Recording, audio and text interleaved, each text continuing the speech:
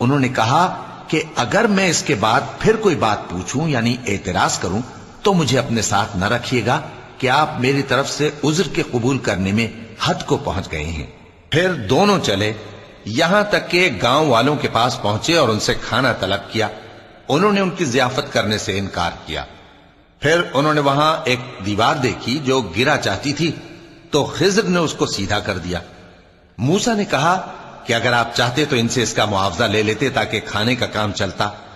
خضر نے کہا کہ اب مجھ میں اور تم میں علیحدگی، مگر جن باتوں پر تم صبر نہ کر سکے میں ان کا تمہیں بھید بتائے دیتا ہوں کہ وہ جو کشتی تھی غریب لوگوں کی تھی جو دریا میں محنت کر کے یعنی کشتیاں چلا کر گزارا کرتے تھے، اور ان کے سامنے کی طرف ایک بادشاہ تھا جو ہر اچھی کشتی کو زبردستی چھین لیتا تھا۔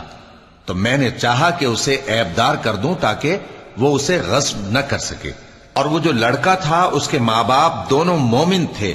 ہمیں اندیشہ ہوا کہ وہ بڑا ہو کر بد کردار ہوگا تو کہیں ان کو سرکشی اور کفر میں نہ پھنسا دے، تو دونوں چل پڑے، یہاں تک کہ جب کشتی میں سوار ہوئے تو خضر نے کشتی کو پھاڑ ڈالا۔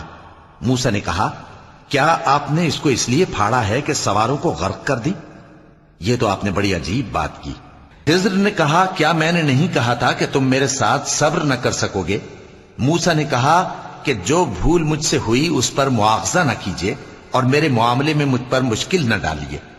پھر دونوں چلے، یہاں تک کہ رستے میں ایک لڑکا ملا تو خضر نے اسے مار ڈالا۔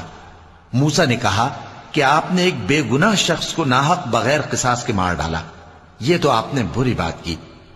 خضر نے کہا کیا میں نے نہیں کہا تھا کہ تم سے میرے ساتھ صبر نہیں ہو سکے گا؟